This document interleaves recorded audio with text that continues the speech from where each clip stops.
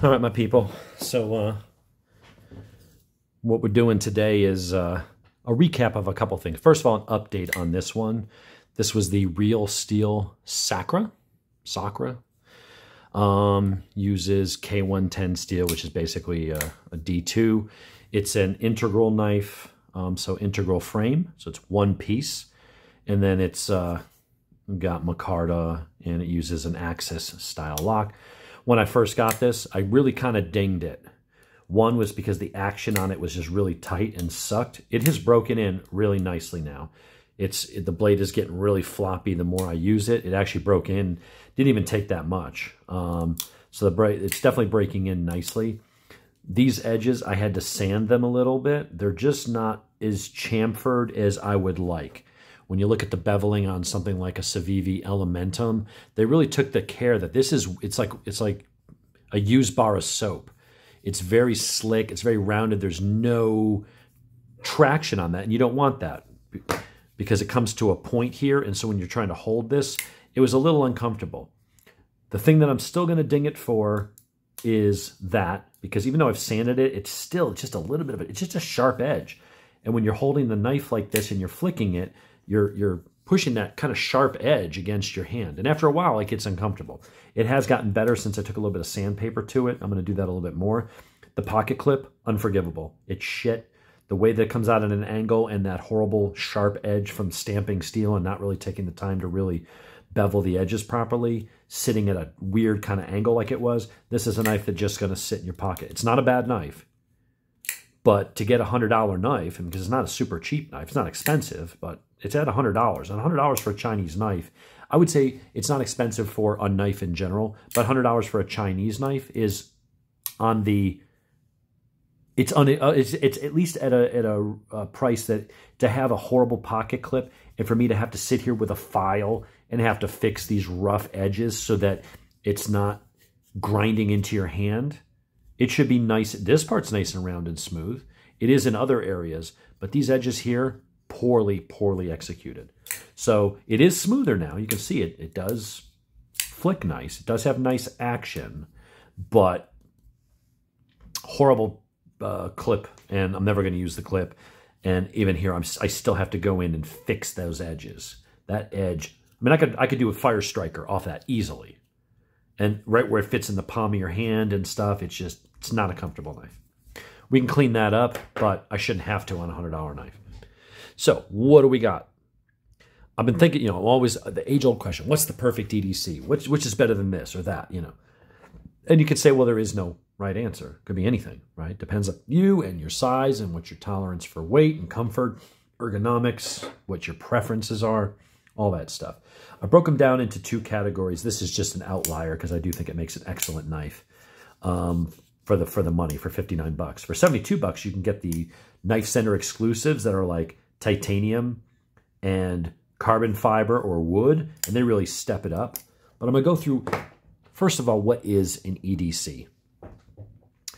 And again, you can ask different people, you're going to get different answers.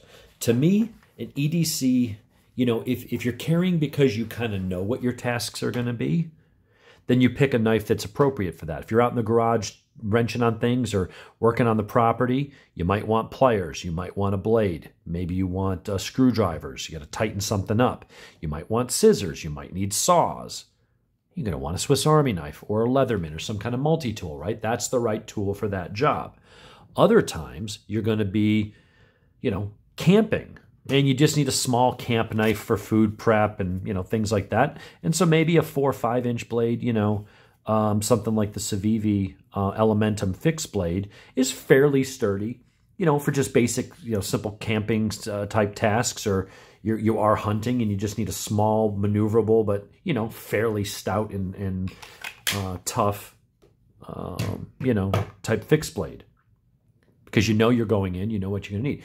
If you're in a survival situation, then maybe I'm going to want my Tops Steel Eagle or Anaconda or something, to where I got a 1/4 inch thick slab of 1095 high carbon steel that if I have to hack branches and make a shelter, or use it as some kind of a larger weapon. If I got, you know, I don't know, coyote decides to try to take a bite at me and I don't have a firearm, you know, you're going to have a survival knife. You're going to have a big-ass knife like that, maybe coupled with a Swiss Army knife for finer work and food prep.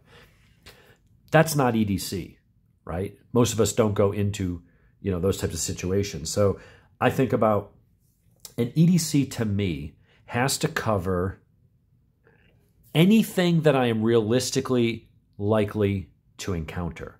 Anything from opening up boxes to heavier cutting tasks to cutting my way out of something minor, you know, or if I had to use it as a defensive tool, don't want to say W, don't want to say weapon, because it's YouTube. So it has to cover all bases. That's part one. It has to be something that is up for the 90%. There's, you know, where you need actual physical tools because you're mending a fence and stuff. That's going to favor your Swiss Army knives or Leathermans. And then, you know, maybe that's that 10%. And then there's 10% on the upper end of like real hunting and survival where you're going to need your big fixed blades.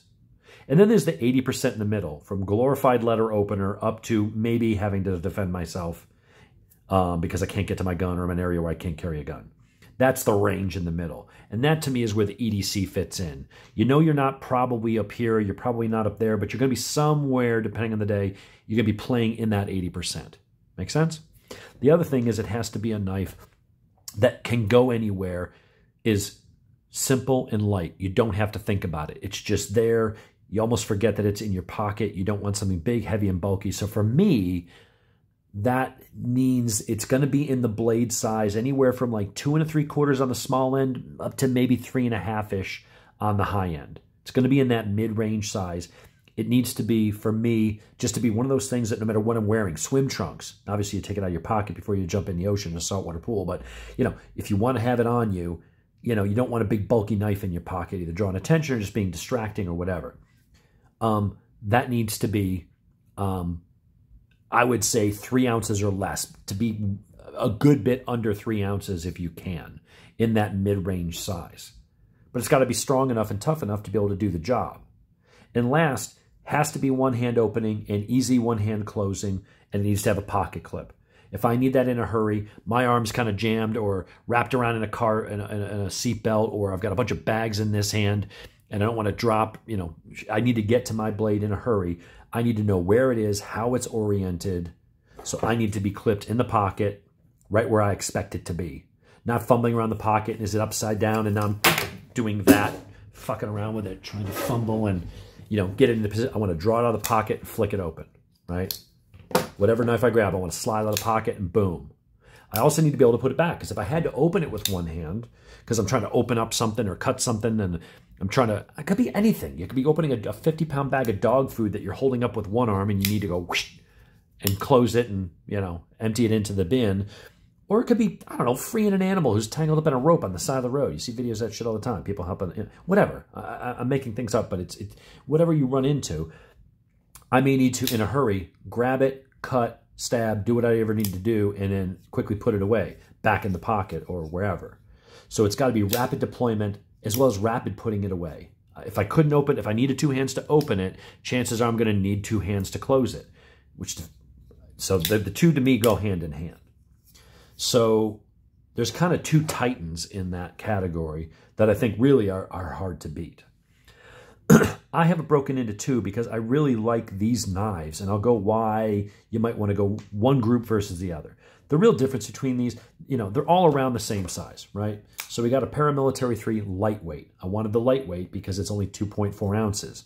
The Benchmade Bugout, kind of the bench, well, it's the benchmark. That knife is right there around the same size at $145. You can pay more if you want different blade steels and different, you know, handles and stuff. These are around 115 or something like that. Both American made, good quality steels, about the same size. Yes, that one's lighter and a little bit thinner. If something's within less than an ounce, you know, 1.85 to 2.4, whatever, it's half an ounce. That to me is insignificant. Going from this up to 4 ounces, yeah, that's a big difference. It's more than double. So I've got these 2 titans here. We'll go over those in a minute. You got your Benchmade Bugout. You got your Spyderco Paramilitary 3 lightweight. And then on the other side, if you want to spend a little bit less money, Here's why I didn't put them in this exactly the same category, but they still fit the role of EDC. They are technically one-handed opening and one-handed closing. They're just not as easy. Notice there's more movements to this. You can roll it open. You can Spidey flick it open. That's another reason why I don't like the Spidey flick, because you have to almost remember exactly, okay, which knife am I holding? Because that one has to be held this way. And I know people who do knife videos and just sit, yeah, because they sat there practicing beforehand. But anyway, we'll just do the thumb roll for now. Lockbacks aren't always as easy. Plus, I just dug into my finger down and it actually hurts a little. Any case, that's the problem when you have a blade that's really kind of stiff, is that when you do that, it wants to flick out of your hand. So you better have your hand really, push there to get that. And unfortunately, the lockbacks aren't the best for Spidey flick anyway. Don't even know why I wasted my time drawing that. Edit that out. So this opens easy, but you got to do multiple steps. But it can still be done. Same thing here. You got your Elementum, one of the best EDCs I think of all time. These things come in around 2.7 ounces. So about an ounce heavier than that. This is the heaviest of the three. This is getting up past that. And yeah, you can EDC anything you want. You can obviously go bigger. But if you're trying to keep it in that 3-ish, 3 1/4, maybe 3.5 inch max blade, and you're trying to keep it, well under 3 ounces or less, that's I think in there. But again, it's more steps. So you can flick it open, but then you have to shift your grip, push it in, and do that. So can it be done, one hand opening and closing? Yes, they both can. And these are both excellent knives. You can pick these up for about 95 bucks. This is the Delica 4. Love it. And then you got the Civivi Elementum. They also have button lock versions and other stuff. And those come in at about 60 bucks. D2 steel, really nice micarta. This is FRN and VG10. But notice the extra steps versus flick it open, flick it closed. Much quicker, faster to deploy, faster to put away. That's why I'm putting these two in a step up. They're also step up in price, 145, 115-ish, 60 bucks, closer to 100 with tax. Plus another 30 for the damn deep carry clip, because a lot of the Spydercos do not come with deep carry clips. So this is actually a $120 knife now, because I had to spend extra for the pocket clip. But anyway, the reason I put these a step up is because this one's certainly a tough little knife. Doesn't fit the hand as well. That's a personal thing. Other people might find that perfectly adequate. I love this, but it is a little bit small. And there's flex to it because it's really thin. So to me, it's not as heavy use. Can you use it for most tasks? Can it be fine? Yeah. But I feel like you are more likely to break this one than when you get over to these. So here, while this is a plastic handle like this, there are steel pieces that hold, there's a steel plate right in this area that covers the pivot and the locking mechanism. So while it flexes a bit down here, this area up here does have a little bit of extra support. This is just a bigger, beefier knife. But both of these, you're looking at 2.4 ounces, 1.85 or 89 or something like that. This one deploys just a little bit faster, but I've also carried this a lot longer. So this one, definitely has broken in more. This one opens very well. This one you can also Spidey flick. You can roll this out with your thumb. This one, it's hard to Spidey flick. And you're either going to open it with the lock. And that's what I like. You got multiple options. Flick it back, or flick it back. Here, you can do it with the lock, and flick it back. And then with the thumb deployment, you got two, Spidey flick it or thumb flick it. Both have deep carry pocket clips, although this is the wire type. A lot of people don't seem to like it. I'm finding it fine. You've got S30V steel, which is a good steel, and you got CTS BD1N, which is also a good steel. They're both made in the US. So the main differences between these are, this one has a little bit longer blade. So we've got a full 3-inch cutting edge, and this one has a cutting edge of just over 2.5. This one, they both have a good bit of belly. This is going to be a little thinner, little slicier, and sit in your pocket a little thinner, and it's a little lighter. The action's sweet, but look at the flex here.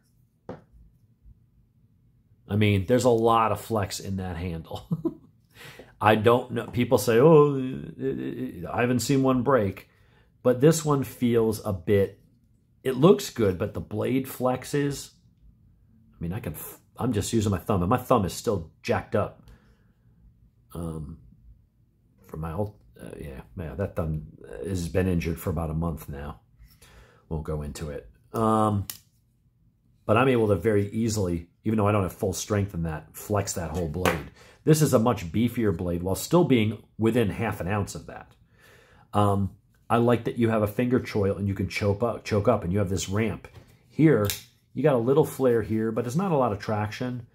And you got a little jimping, but it's back here. There's really no choking up. I mean, you can choke up like that. But as far as like locking yourself in, if you had to push in, I feel like the Paramilitary 3 has the better design. Your hand really locks into that. You can hold it back here. I can still get a whole hand on there if I'm just shaving or whittling.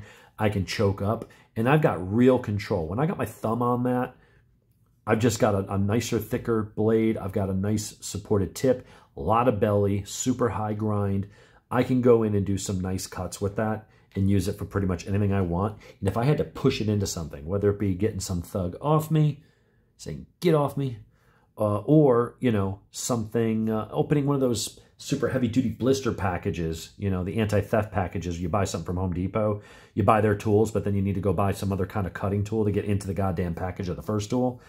I feel like this just gives you some really nice control. You can really lock in and do what you need to do. Between these two, man, this is, I always think about what, because I have so many knives, I'm like, what do I carry today? I found myself going for one of these two most often. And then my runners up, I don't carry this one as much. I include this in this because I think it's the ultimate bargain EDC knife for what you get in the materials and the construction and all that, and just the elegant design of it. For me, it just doesn't fit my hand that well, but I think with other people with smaller hands it would. The Delica could be in this list here. It honestly could. For me, it's just the extra flimsiness, which is on par with this, frankly, because this feels a little flimsy at times too. You'll get the job done, but I feel like I could break that easier. I feel like that with this as well.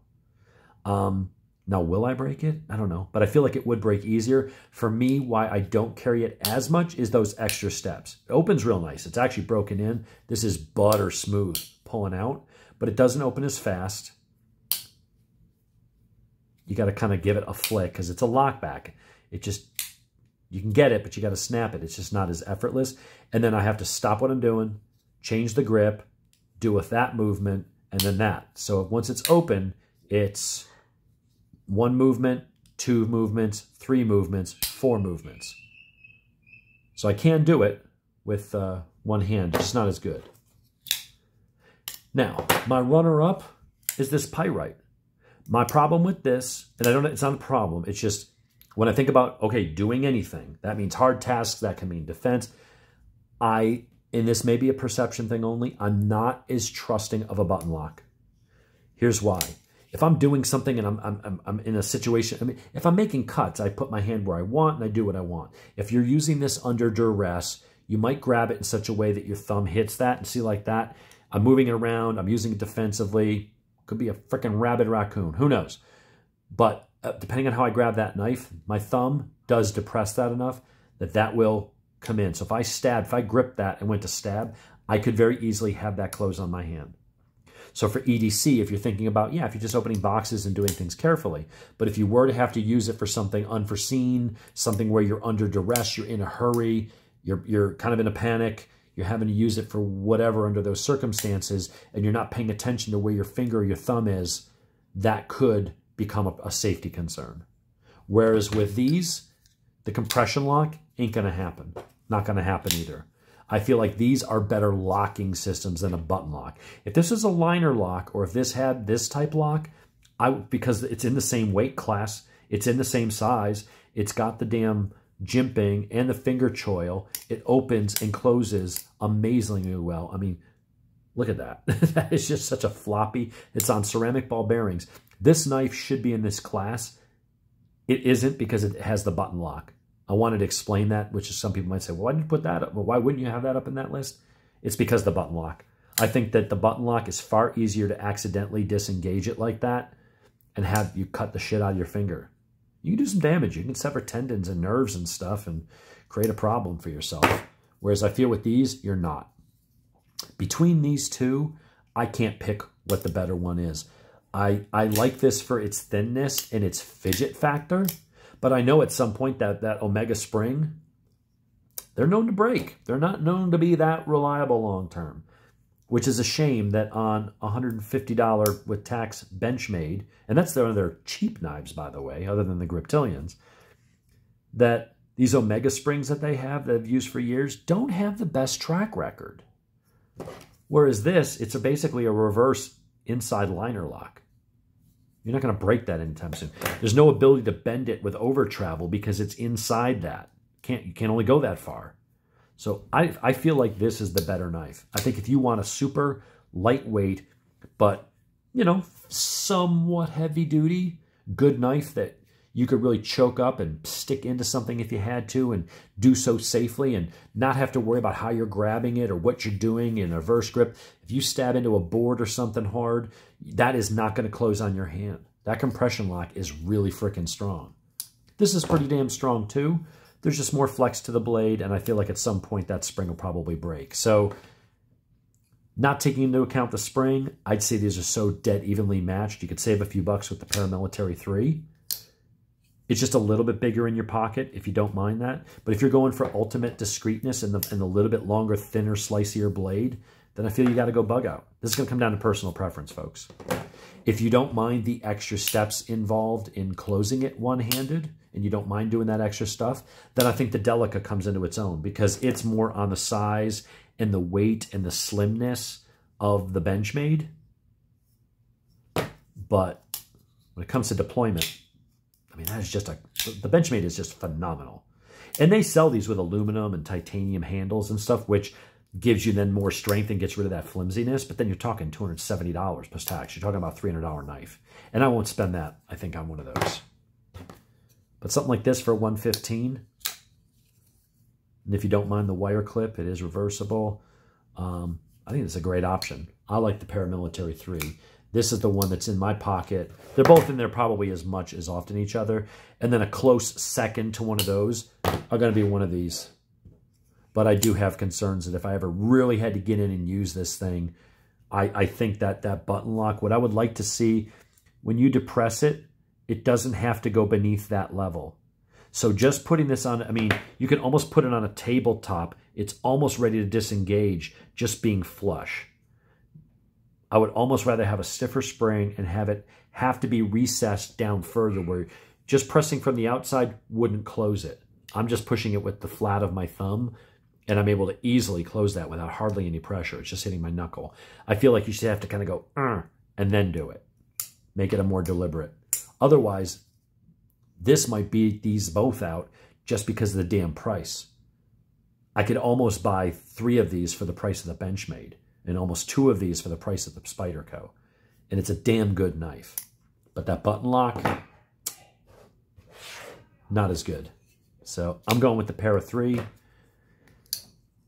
and sometimes this. But that's how well they compare, man. These are really, really close.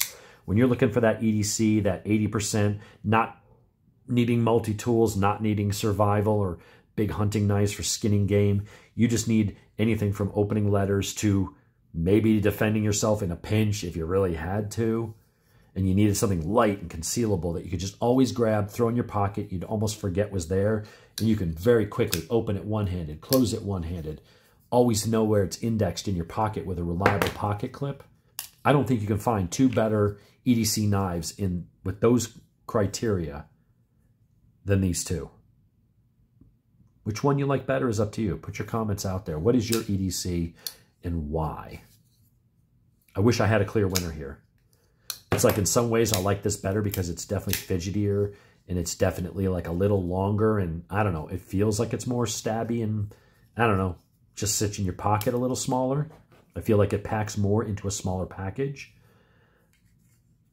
You can't deny that it is smaller than this, but this one's definitely heavier duty and you're not paying much of a weight penalty. And then you get the added of that jimped finger choil, dedicated choil, and the jimped ramp here to where I feel like I could do more with this knife. Hope that all makes sense. Anyway, talk to you soon, folks. Have a good one.